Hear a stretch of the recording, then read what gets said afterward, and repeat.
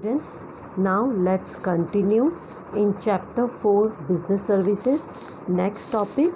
So now we are going to cover insurance services. As you know, risk and uncertainties affect the people's life in many respects. It may be in the form of death, accidents, health issues, loss of property by fire, or any natural calamities like flood, earthquakes, etc.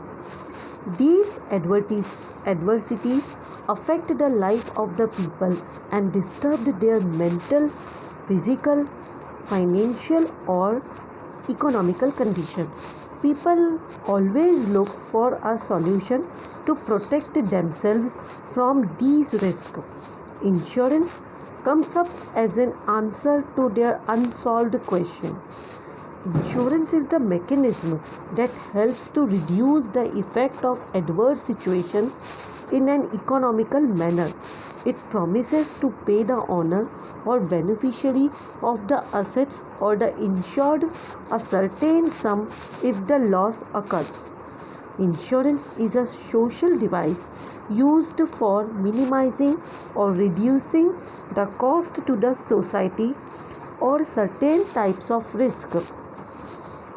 So, insurance is a contract under which one party, insurer or insurance company, agrees in return of a consideration, that is insurance premium, to pay an agreed sum of to another party to make good for a loss, damage or injury to something of value in which the insured has financial interest as a result of certain event. Insurance is regarded as a process that protects the life and properties of people from several types of risk and uncertain events. It provides a cover to overcome these issues in the form of financial support or assistance to the insured. It is regarded as one of the most important form of risk transfer. Insurance is a form of risk management, basically used to provide protection against the risk of a contingent or uncertain loss.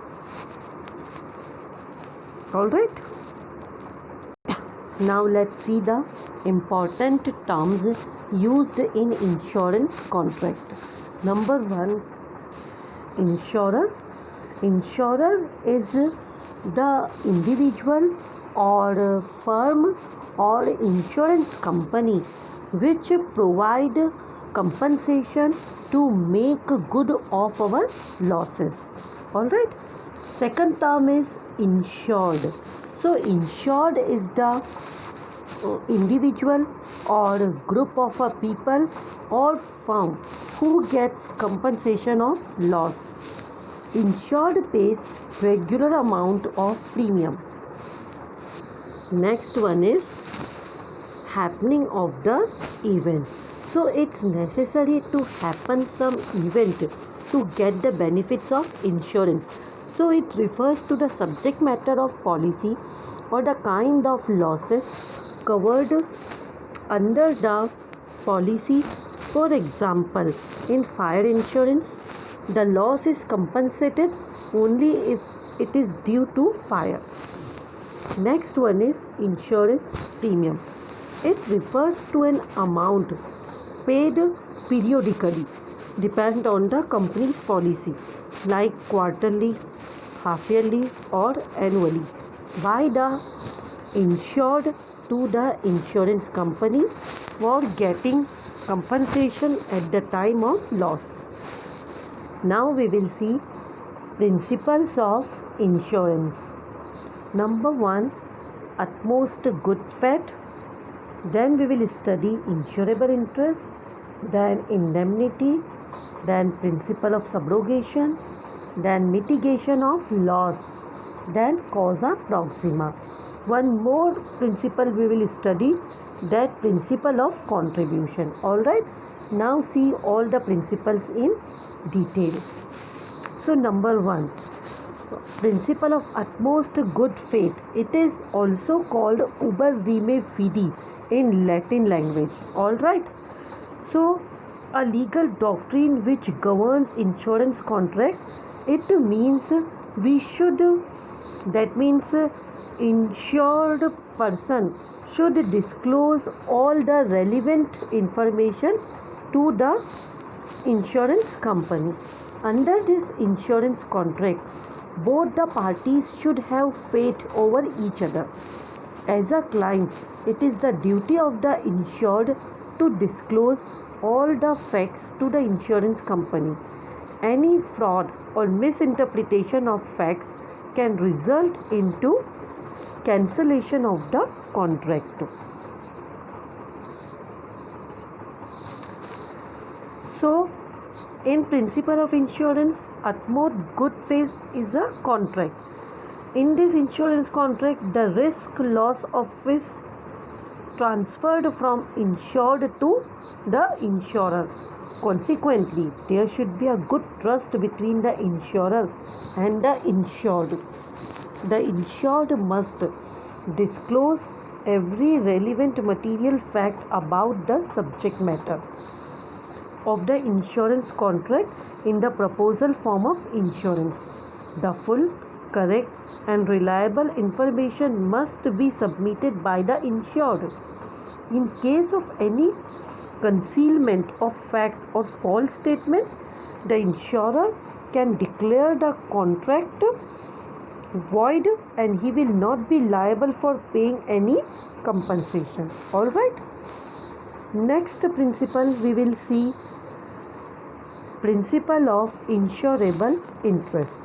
Under this principle of insurance, the insured must have interest in the subject matter of the insurance. Absence of insurance makes the contract null and void.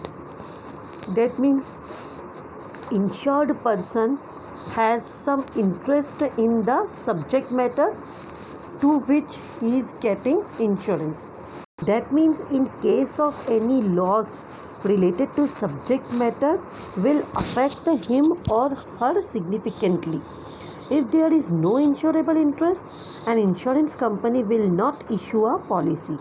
An insurable interest must exist at a time of a purchase of the insurance.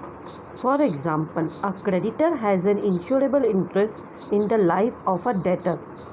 A person is considered to have an unlimited interest in the life of their spouse, etc. So, in principle of insurance, insurable interest is a contract. The subject matter of the insurance is the correlation between the insured and insurable interest. In the subject of insurance, the insured must have insurable interest. The insured must own a part or whole property. He should be in such condition that whatever harm happened to his property, he should be held responsible for that. The contract of insurance get void and termed as invalid in the absence of such interest. All right. Next one is principle of indemnity. Indemnity means security or compensation against loss or damage. So, the principle of indemnity says that an insured may not be compensated by the insurance company in an amount exceeding the insured economic loss. In type of insurance, the insured would be compensation with the amount equivalent to the actual loss, not the amount exceeding the loss. Say for example, insured person may suffer from the loss of 4 lakh. So the insurance company is liable to pay the amount up to 4 lakh or less, whatever is estimated. This is a regulatory principle. This principle is observed more strictly in property insurance than in life insurance. The purpose of this principle is to set back the insured to the same financial position that existed before the loss or damage occurred. So, this principle is not valid to life insurance contract. It is based on forms of insurance such as marine, accidental, and fire. The main objective of the general insurance is to bring the person to the same condition to the subject matter as he was before the damage. That is the main objective of this principle. The insurer pays compensation only against the actual loss. Assured is not allowed to make a profit out of a contract of insurance. Alright. Hence, double insurance is impossible in general insurance. In the principle of indemnity, life insurance contract is not applicable because if the person expires due to injury, then the life of that person is not measurable in terms of money. The person's life is precious. It has many insurable interests to his life. Alright?